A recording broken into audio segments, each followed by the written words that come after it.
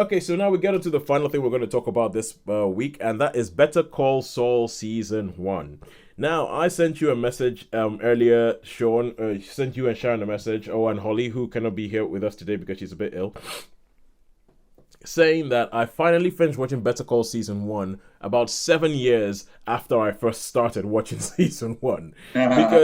Because Better Call Saul is the prequel to Breaking Bad, and it focuses on what you'd say is a minor character in Breaking Bad, and who is in Breaking Bad is called Saul Goodman, and his whole thing, he has this TV advert where it goes Better Call Saul, and so they call the TV show Better Call Saul, and it goes back and shows you how he became the character you found him in Breaking Bad.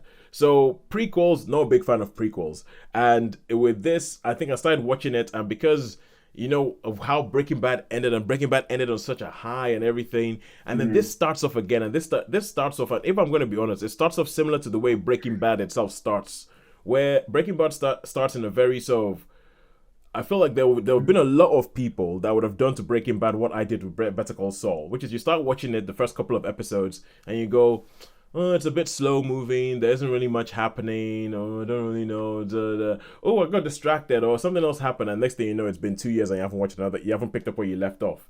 And I think that's what happened with me with Better Call Saul. I kind of thought, well, it's a bit slow. At the beginning, they were releasing them episode by episode on Netflix. Got busy with something else. Wasn't getting that engaged with the story. Went off, and then 3 years later, I was surprised and shocked to find out the show was still going because Wow. I was like, what? But what I saw in the first season, how is the show still going? And not only was the show still going, but the show was being talked about, as in people were saying this is one of the best things on TV. It's one of the most cinematic things on TV. It's something that you need to get back, you need to watch. They need to throw all the awards at it. And I was like, really? And now it's on season 6. So it's got to season 6. It's like the final season of the show. Everybody's talking about, and people, the levels of chat about this have gotten similar to the levels of chat that Breaking Bad had at the end. So I went, I really don't want to. It reminds me of when I was reading Lord of the Rings. Have you ever read the book Lord of the Rings, Sean? I have, yes, I have actually, yeah, yeah. So Which is why the film. Yeah, go on. Sorry, Sam. I'll let you finish. Is this going to be a book versus film thing again? No, because I think the films. I know there's a few different bits and a bit left out in that, but I think the films are really good compared to the. This is what we say about Cat. When you read the book, you get a mental picture of the characters. Yeah. And I thought what was so good about Lord of the Rings is the characters that I had the mental picture of were exactly what you saw on screen. Very, very similar. They weren't like. So yeah. Everybody must have. That's why they're so popular, because I've read a book, not many, and then I've seen the film, and I've still got the character of the.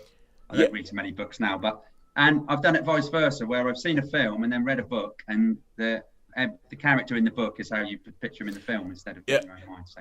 And I would agree with you with that on Lord of the Rings. I think that it's probably one of the best adaptations we've ever seen of a book because I feel they nailed it. However, my point of this when it comes to Better Call Saul is when I was reading the first Lord of the Rings book, I got to this bit which is the Council of Elrond in the middle of where they're all deciding what they're going to do, and this goes on for ages. And I remember I got there and it was like a break. It was like hitting a brick wall. I couldn't get past it. I put the book down. I'll try and pick it up, and I put the book down for a year. And I did not pick up Lord of the Rings for a year.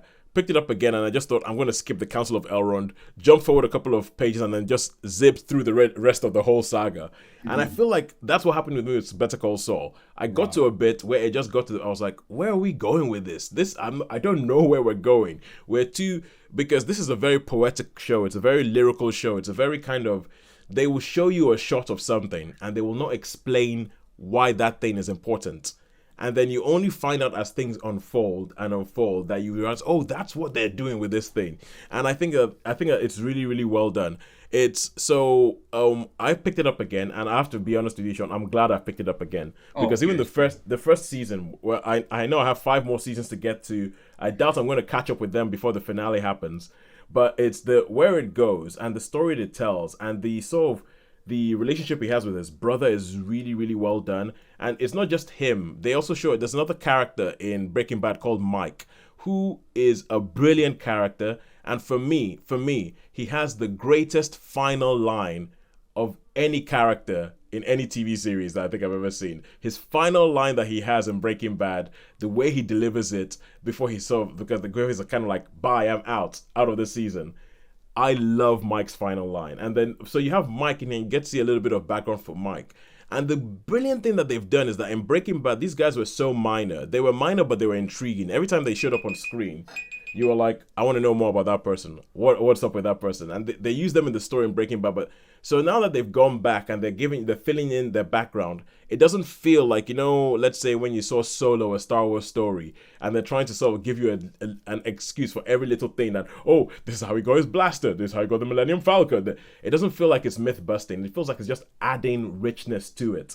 So I think this is a brilliant, brilliant show. I think I'll give it a 4 out of 5 for season 1. That's good, yeah. I mean, I've never watched Breaking Bad, so I don't. Everybody said it's really, really good, but I've never seen it. I mean, yeah, so I can't really comment. I mean, do they correspond with each other, or could Saul be just like you could watch that? And you could watch Better Call Saul, never having seen Breaking Bad, and you wouldn't. Right. You would still enjoy it. Because it's only later on that they start trying to link the two together. Right, there's some characters who show up in the 3rd or 4th episode of Better Call Saul that are in Breaking Bad.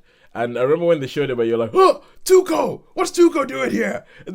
and it's funny because the whole thing about Breaking Bad was about change and about how people change over time and how people start off as one thing. And they always said that they wanted to take Mr. Chips and turn him into Scarface. And that was the whole thing. And so when you see a character that's in Breaking Bad and Better Call Saul, they are very different. And it's almost about how does this person become that person. And I think that's what Vince Gilligan and Peter Gould, who made this, that's what they figured out, that you don't just want to see the same character and this is how he got that scar on his chin or something like that. It's about there is a definite, and even with the character because when you meet Saul in this show, he's not called Saul, he's called Jimmy McGill. And it's about how Jimmy McGill becomes Saul Goodman. And they have all these moments where you think, oh, that's where it could have gone left or right. And it's very realistic, the motivations of the characters and what actually happens with it. But that's all I would say. I would recommend it. And if you wanted to pick one of them, I would say with either Breaking Bad or Better Call Saul, beware that there are some slow moving bits at the beginning. Right. Yeah. But it's worth the long game. It's okay. Season 1. By the time I got to season 1, end of season 1, I was like, okay, cool. Now I see it, and there was a bit of me that wishes I kept watching it. But yeah, that's it. So that is us done for this week. We have 4 stars for Better Call Saul.